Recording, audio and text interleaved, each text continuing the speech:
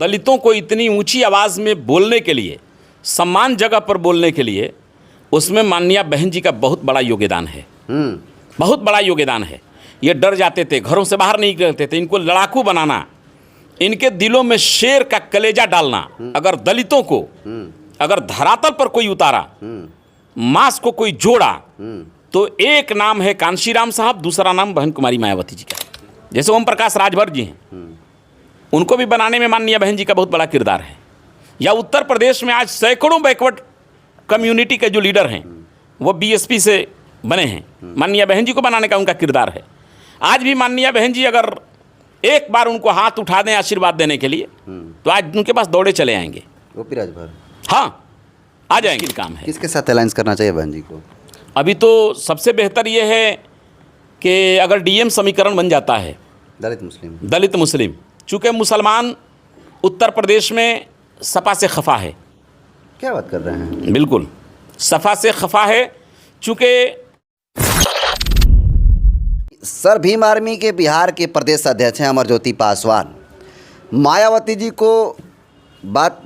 पर टिप्पणी करते हुए कहते हैं कि मायावती जी का दिमाग ठीक से काम नहीं कर रहा है, मायावती जी को सही इलाज की आवश्यकता है। बहन जी बताएं, अगर पैसा नहीं है तो हम तमाम भीम आर्मी के लोग पैसा दे करके मायावती जी का इलाज कराने का काम करेंगे। कैसे देखते हैं इसके बयानों को? देखिए, इस बात की मैं खंडन करता हूं। और क्या नाम रखे आप? भीम आर्मी के प्रदेश अध्यक्ष अमरज्योति पासवान। अमरज्योति पासवान जी जो ये बात कह रहे हैं, पासवान जी से मैं इतना बात कहना चाहता हूं कि अपने महापुरुषों और अपने बड़े बुज़ुर्गों के साथ इस तरह के अल्फाज, इस तरह के शब्द नहीं इस्तेमाल किया जाना चाहिए। चूँकि आज जो हम लोग, जो ख़ास तौर से दलित समाज के लोग जो आज बोल रहे हैं, मुख्य धारा में जो बैठ रहे हैं, तो बाबा साहब के सपनों को प्रशस्त करने के लिए और दलितों को इतनी ऊंची आवाज़ में बोलने के लिए, सम्मान जगह पर बोलने के लिए, उसमें माननीय बहन जी का बहुत बड़ा योगदान है। बहुत बड़ा योगदान है।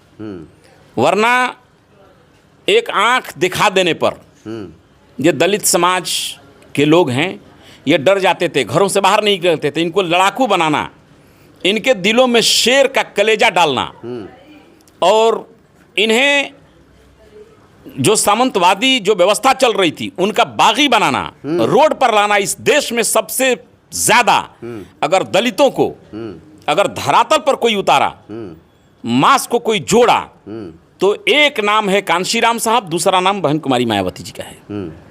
इस देश में आज भी दलित और बैकवर्ड दोनों मिलाकर सबसे सच्चा, सबसे अच्छा और सबसे बढ़िया नेता अगर कोई है तो वो बहन कुमारी मायावती जी हैं। बहन कुमारी मायावती जी एक जिंदा देवी हैं। खास तौर से दलित समाज के लोगों को माननीय बहन जी के सम्मान में इस तरह के शब्द उन्हें नहीं बोलना चाहिए। इससे हमारे और आपके संस्कार पर उंगलियां उठेंगी। ये बातें हमें अपर क्लास के नौजवानों से सीखना चाहिए। कभी आपने अपर क्लास के किसी एक नौजवान को कभी आपने सुना है अपने पूर्वज, अपने बड़े नेताओं के साथ इस तरह की अल्फाज का इस्तेमाल करते हुए? नहीं। इन चीज़ों से हमें सीखना चाहिए। बड़ा सिर्फ हम पद और पोस्ट ले करके और बड़ी जमात का नेता बन करके हम बड़ा नहीं हो सकते। बड़ा होने के लिए हमें अपने विचार, अपना व्यवहार, अपना अल्फाज, इन सबको बड़ा बनाना होगा। ऐसे भी बहुत लोग थे जिन्होंने माननीय बहन जी और मान्यवर कांशीराम साहब के भी रास्ते के रोड़े बने, लेकिन पूरे संघर्ष में कभी आपने किसी दलित समाज के किसी नेता के प्रति माननीय बहन जी का कभी ऐसा एक शब्द आप दिखा दें जो उनका अपमान करता हो, जो उनको चैलेंज करता हो? मान्यवर कांशीराम साहब किसी दलित बैकवर्ड किसी नेता को जो उनके विरोध में भी थे ऐसे अल्फाज अगर बोले हो तो आप दिखा दें। मैं सलाह उनको देना चाहता हूं कि अमरज्योति पासवान जी, कि आपको ये बामसेफ और बसपा वाले लोगों से सीखना चाहिए। और आज अगर आपके चंद्रशेखर आज़ाद जी के पीछे भी आज जो लड़के दीवाना हैं, जो आज भीड़ हो रही है, लोग उनको जुट रहे हैं, तो इस समाज को तैयार करने में और अपने नेता के साथ बेबाक होकर के खड़ा होने में इस समाज को एक पीढ़ी पहले तैयार माननीय बहन जी ने किया है। ये फसल जो उनको दिखाई दे रहा है, इसमें बहन जी की कुर्बानी, उनका खून, उनका पसीना, उनकी जवानी का संघर्ष लगा हुआ है। इसलिए किसी भी भीम आर्मी के नौजवान को या भीम आर्मी के नेता को माननीय बहन जी के बारे में इस तरह के बात उन्हें नहीं बोलना चाहिए। ये मैं उनको सलाह देना चाहता हूँ, मशवरा देना चाहता हूँ। चूँकि सबसे पहले हमें अपने पूर्वजों का सम्मान करना चाहिए, चूँकि हम संवैधानिक लोग हैं। बाबा साहब डॉक्टर बी आर अम्बेडकर ने भी अपने विरोधियों को, बाबा साहब डॉक्टर बी आर अम्बेडकर को जिन्होंने बहुत नुकसान पहुंचाया, उनको भी इस तरह के अल्फाज से उन्होंने कोई बातें नहीं कही हैं। इसलिए इस तरह की हमें बातें नहीं करनी चाहिए। अगला सवाल, उत्तर प्रदेश में 2027 में चुनाव होने वाले हैं। बहुजन समाज पार्टी लगभग 6-7 महीना पहले से ही प्रत्याशियों की घोषणा लगातार कर रही हैं और आपने देखा भी है। तो इस स्थिति में बहुजन समाज पार्टी को कहाँ तक देखते हैं, कितनी सफलता मिलेगी, कितनी सीटें आएंगी, कैसे देखते हैं इस समीकरण को? देखिए, हमारा जो अपना मानना है, जब वहाँ का ब्राह्मण समाज जब माननीय बहन जी के साथ जब भी खड़ा हुआ, करवट बदला, वहाँ बीएसपी मजबूत हुई। जब वहाँ सपा और बसपा दोनों आमने सामने थे, न वहाँ कांग्रेस की कोई वजूद थी न बीजेपी की वजूद थी, तो वहाँ बीजेपी और कांग्रेस के जो लोग थे वो सपा को रोकने के लिए वो बसपा के साथ खड़े हो गए। चूँकि उनको मजबूरी थी, वो नहीं आ सकते थे, इसलिए वहाँ बसपा मजबूत हुई, बसपा शासन में आई।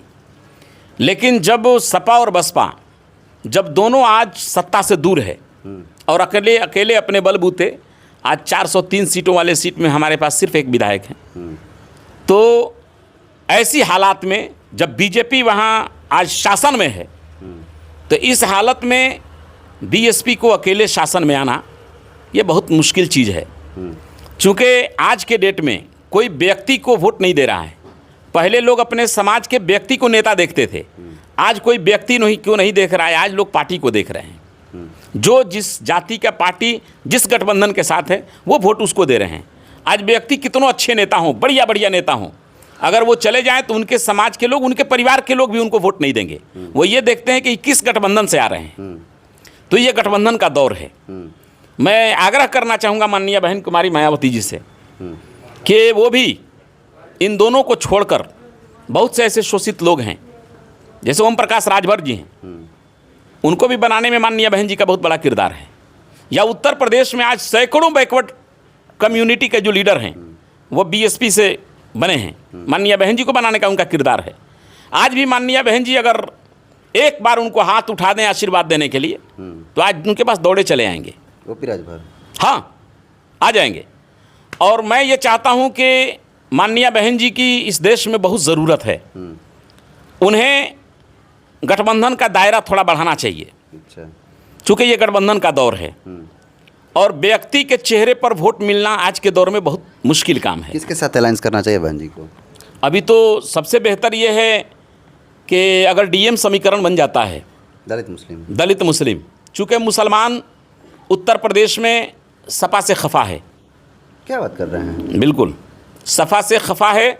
चूँकि मुसलमान के जो नौजवान हैं, जो पढ़े लिखे नौजवान हैं, बसंत जी, अब जो ये सोशल मीडिया का दौर है, अभी ये डिजिटल दौर है। इस डिजिटल दौर में आपने देखा होगा कि माननीय मुलायम सिंह यादव जी का एक भाषण वायरल हुआ लोकसभा में, जब वो 2014 में मुख्यमंत्री बने, प्रधानमंत्री बने, और जब वो अपना कार्यकाल पूरा किए 2019 में, तो कार्यकाल के बाद जो अंतिम भाषण चल रहा था, उस भाषण में माननीय मुलायम सिंह यादव जी ने भरे सदन में कहा कि नरेंद्र मोदी जी बहुत अच्छे आदमी हैं, बहुत नेक आदमी हैं, मैं हृदय से चाहता हूं, दिल से चाहता हूं, मेरी पूरी कोशिश रहेगी कि दोबारा मोदी जी देश के प्रधानमंत्री बने। दिल्ली इच्छा थी उनकी। हाँ, मेरी दिल्ली इच्छा थी।